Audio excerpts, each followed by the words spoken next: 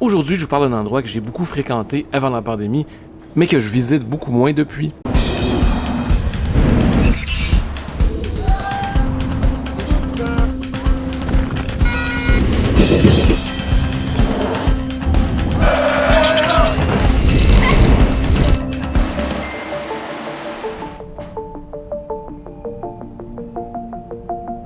Oui, évidemment, je vais vous parler de l'histoire de l'aéroport Pierre-Elliott Trudeau, mais pas vraiment en détail.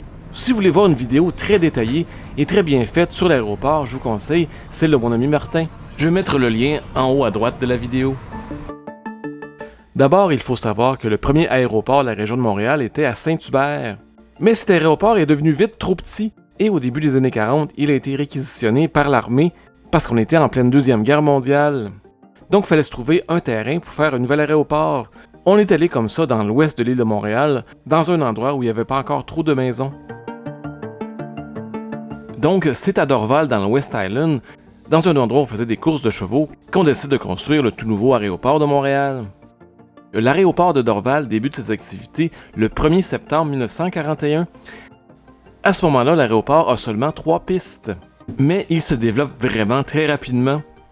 Et dès le début des années 50, il devient l'aéroport le plus achalandé de tout le Canada. À cette époque-là, c'est déjà plus de 500 000 passagers qui passent par l'aéroport de Dorval à chaque année. L'aéroport n'a pas cessé de s'agrandir avec les années, et en 2019, on a battu un record avec plus de 20 millions de passagers qui sont passés par là. Aujourd'hui, je voulais vraiment vous montrer mon expérience personnelle lors de mon passage à l'aéroport en septembre 2023. Pour ceux qui se demandent que veut dire les 3 lettres YUL, le Y désigne tous les aéroports au Canada et les lettres UL correspondent au code Morse émis par une antenne à Kirkland. Bon, c'est très technique et je sais pas trop ce que ça veut dire, mais encore une fois, je vais vous mettre un lien dans la description vers un texte de mon ami Martin. De nos jours à l'aéroport, tout est informatisé, on n'a presque plus besoin de parler à personne grâce à ces bornes. J'avais même déjà mes billets dans mon téléphone.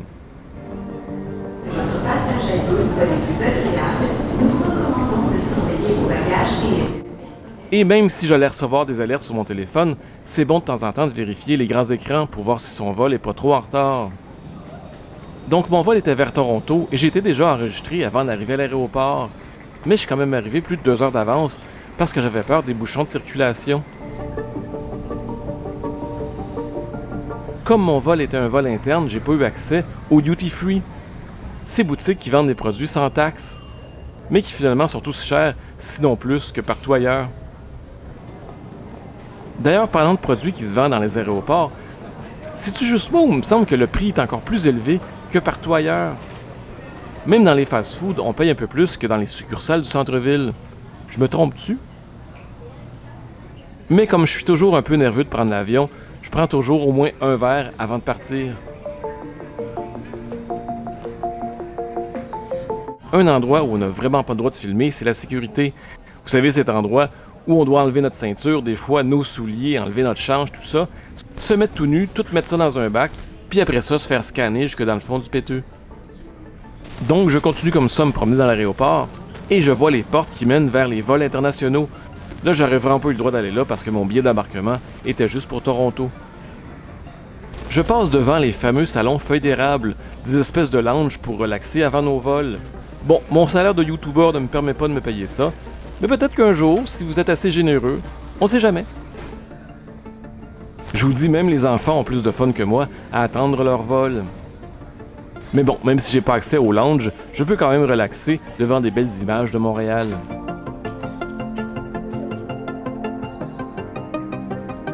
Pendant que mon avion arrive tranquillement à la porte d'embarquement, j'ai le goût de vous parler de l'enseigne de l'aéroport qui change selon les saisons. Ici, on met une petite tuque pour Noël. Ici, des notes de musique pour le festival de jazz. Un gros cœur pour la Saint-Valentin. Le signe de notre équipe de hockey quand elle est en séries éliminatoires. Et au début de la pandémie, le petit arc-en-ciel. Bon, comme tous les vols étaient pas mal annulés, je suis pas sûr qu'il y a grand monde qui a vu ce logo.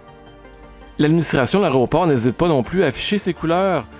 Comme ici, elle marque son support à l'Ukraine pendant la guerre. Ou ici, on a une petite seringue qui nous rappelle que c'est vraiment bien important de se faire vacciner. Anyway, je pense que les non-vaccinés pouvaient même pas prendre leur avion.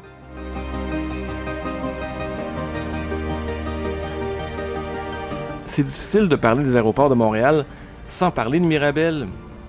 L'aéroport de Mirabel a été construit parce que Dorval commençait à être trop petit. On a dû déporter des centaines de personnes de la localité de Saint-Scholastique pour faire place à l'aéroport. C'est donc en 1975 qu'on ouvrit l'aéroport de Mirabel, parce que Montréal, à cette époque-là, c'était encore un point d'arrêt obligé pour presque tous les vols d'Europe. Les gens de ma génération s'en souviennent surtout pour son apparition dans l'émission Passe-Partout. Tiens, c'est là qu'on s'en va. Malheureusement, vu l'amélioration technologique des avions, ils pouvaient maintenant voyager beaucoup plus loin sans faire d'arrêt. Alors le Grand Centre se déplaça vers Toronto. Aussi, il faut dire que Mirabel, c'est vraiment loin du centre-ville de Montréal. C'est pour ça que l'aéroport de Mirabel a cessé ses activités à la fin des années 90 et on commença à le détruire en 2016. Ce qui est le plus absurde là-dedans, c'est que Mirabel, c'est un projet du gouvernement Trudeau, Trudeau père, dans les années 70. Ben oui, c'est lui qui avait dit que Dorval était plus adéquat puis qu'il fallait un nouvel aéroport. Et ça a foiré totalement. Alors je trouve ça vraiment bizarre qu'on a renommé en 2004 l'aéroport de Dorval l'aéroport Pierre-Elliott Trudeau. Bon, ben avec 1 heure de retard parce qu'on trouvait personne pour piloter mon avion, on part enfin vers Toronto. C'est sûr que je trouve ça long, mais faut pas oublier que dans les premiers vols transatlantiques, ça prenait jusqu'à 16 heures pour traverser, avec des arrêts dans la province de Terre-Neuve. Mais c'est sûr que si les gens étaient un peu plus efficaces et prenaient moins de temps à gosser que leurs bagages, on partirait sûrement plus vite. Parlant de bagages, je suis quand même impressionné de la logistique que ça prend pour bien embarquer les bons bagages dans les bons avions. Et oui, il y a souvent plusieurs erreurs. Bon, ça y est, on est enfin parti vers Toronto. Montréal-Toronto, c'est juste 50 minutes dans les airs. Mais mon voyage à moi était déjà commencé depuis plusieurs heures.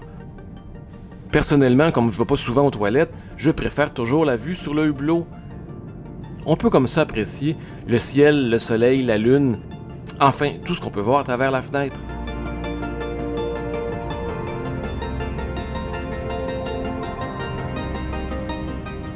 Après un arrêt à Toronto et encore 2 heures de retard, je pars maintenant vers Édimbourg. On dit souvent que la bouffe des avions est dégueulasse. Mais je trouve que ce petit poulet était vraiment pas mauvais.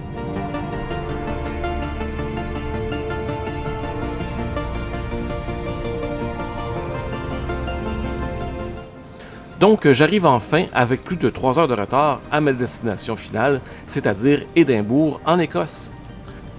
Pour ceux que ça intéresse, je vais faire au moins 2 vidéos sur mon voyage à Édimbourg. Je vais les publier ici sur cette chaîne. Je vais pouvoir comparer ma ville préférée, Montréal, avec cette ville très vieille et bien intéressante du Royaume-Uni. Et voilà, déjà fini. Je suis à l'aéroport d'Édimbourg et je prends un vol pour Toronto dans à peu près 2 heures.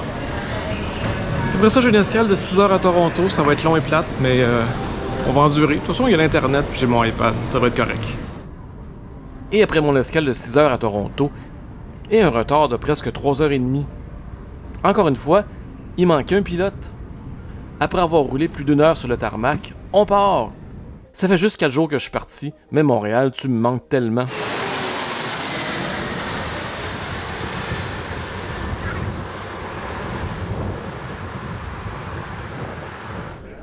Me voilà de retour dans ma ville chérie. Bon, le voyage de retour a vraiment pas été une expérience agréable. J'ai perdu carrément une journée complète à Toronto. Wesh. Mais au moins, j'ai pas repassé par les douanes. Ce qui peut être vraiment très long quand il y a plusieurs vols qui arrivent en même temps. Mais je dois avouer que depuis qu'il y a les machines automatiques, ça va beaucoup plus vite. Et pour un voyage aussi court, j'avais juste un bagage dans la cabine. Donc vraiment pas besoin d'attendre mon bagage de soute. Phew, une chose de moins à attendre.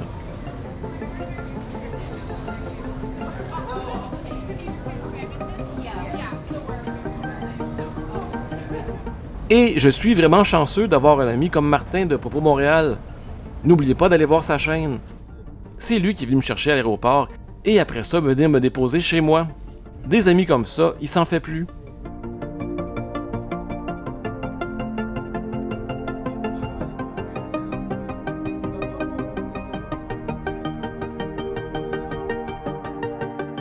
Un jour, autour de 2027, mais probablement plus tard, on va avoir le REM qui va nous amener directement du centre-ville à l'aéroport. J'ai bien hâte.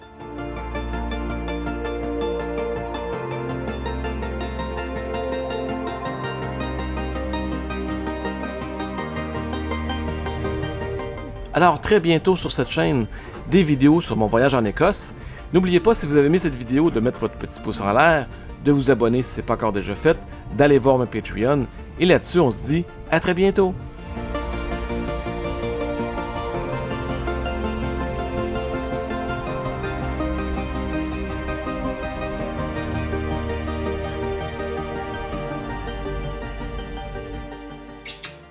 Tu